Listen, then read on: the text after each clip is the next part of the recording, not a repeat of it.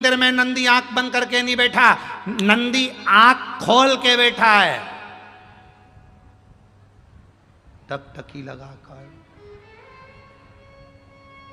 बस आ बैठ मेरे पास तुझे,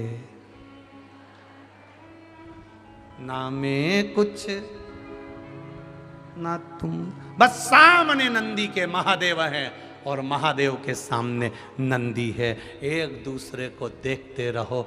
जब नंदी कहता है, कई बार पार्वती जी ने कहा तू शिव जी के सामने बैठा रहता है, आंख खोल कर बैठा रहता है, आंख झपकता तक नहीं, आंख बंद करता नहीं, क्यों नहीं करता? नंदी कहता है वो आंख बंद करके बैठा है, एक क्षण के लिए जब वो खोलेगा मुझे जरूर देखेगा, इसलिए मेरा नैन उस परमात्मा से मिल जाए।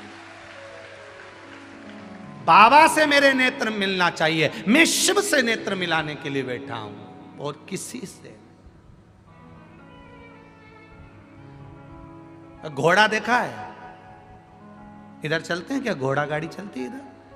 है नहीं चलती? अच्छा, हमारे उधर चलती है। वो हमारे उधर घोड़े को ऐसे दो ऐसे पट्टे बांध देते हैं, देखा तुम लोगों ने? घोड़े को दो पट्टे ऐसे बांध देते हैं उसकी आंख के सामने। क्यों? जम के बोलो जरा। इधर उधर नहीं देखे, सामने देखे। बस हमें भी भक्ति के दो पट्टे ऐसे लगा लेना चाहिए जिससे केवल हम महादेव को देखें, उसके सिवाय कुछ नहीं। और सरल भाषा में समझ जाओ, हवाई जहाज में उड़े हो?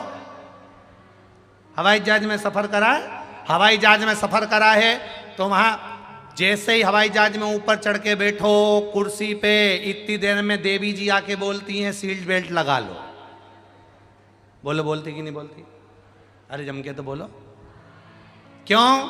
सीट बेल्ट लगा कर बैठिए,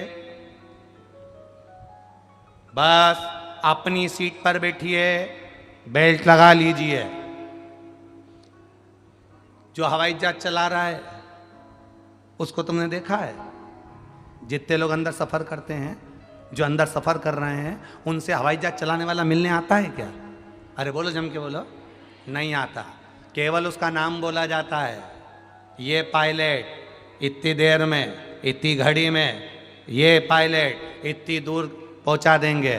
पायलट का नाम बोला जाता है, समय बोला जाता है, पर पायलट मिलने नहीं आता है। और अपनी सीट पर बेल्ट लगाकर बैठे रहो, रायपुर से भोपाल तुम पहुंच जाओगे। उसी तरह हमारी कथा भी ये कहती है, भक्ति का बेल्ट बांध कर बैठे रहो। वो पायलट भले नहीं दिखता, उसका नाम तो मालूम है ना, जपते रहो पार लग जाओ। उसका नाम तो मालूम है ना, श्री शिवाय नमस्तुभ्यम। उसके नाम को जपते रहो, अपनी सीट पर बैठे रहो, भक्ति का बेल्ट बांध कर रखना। और उड़ान भरेगा, उड़ान भरेगा तब थोड़ा सा झटका लगेगा, उतरेगा तब झटका लगेगा। बचपन थोड़े झटके में निकल सकता है, जवानी जब ऊपर पहुंचते पहुंचते आराम से चलेगा तब वो भी हिलेगा तो लगेगा कि थोड़ा सा कहीं डोल रहा है। अवस्था युवानी की डोलती हुई नजर आएगी, पर जब वापिस नीचे आएगा थोड़ा सा झटका लगेगा। झटका उसी को लगेगा जिसने बेल्ट नहीं बांधा होगा, जिसने भक्ति के बेल्ट को बांध कर रखा होगा, उसको झटका भी नहीं लगेगा और चला जाएगा। कष्ट वो भोगे जिसने भक्ति ना करी हो, कष्ट वो भोगे जिसने भजन ना करा हो। जो कभी भगवान की भक्ति में नहीं डूबा, जो कभी भजन में नहीं गया, कभी स्मरण में नहीं गया, कभी एक लोटा जल शिव जी को चढ़ाने नहीं गया, कष्ट उसको भोगना पड़ता है। सांसारिक मनुष्य जो भगवत की भक्ति में लगे उसको नहीं। मैना, धन्या, कला तीनों निकल कर गई और सनकादि ऋषि की जंघा में चोट लगी। सनकादि ऋषियों की जंघा में चोट लगी। जब लगी तो इनमें मैना गई तो इनने कुछ नहीं कहा, धन्या गई तो कुछ नहीं कहा, कला गई तब लगा कि भाई बार बार लात मार रहे हो, बार बार अपमान कर रहे हो, ये कहाँ की बात। शिव महापुराण की कथा कहती है, एक बार जो बैठ गया, या तो पहले ऐसी व्यवस्था कर कर रखो कि घर के लोग यहाँ बैठेंगे तो वहाँ दूसरा नहीं बैठे कोई, और अगर कोई दूसरा बैठ गया है तो प्रयास करना कि उसको फिर हटाने का प्रयास ना करा जाए। वो बैठ गया तो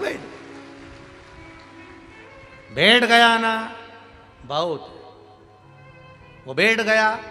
अगर वो बैठ कर कथा भी सुनेगा ना, तुम्हारा चित्त इतना ना नहीं लग पाएगा, और उसने अगर तुम्हारी जगह पर बैठकर कथा भी सुन ली ना, तुम्हें कथा सुनने का पूरा पुण्य फल उसका प्राप्त हो जाएगा।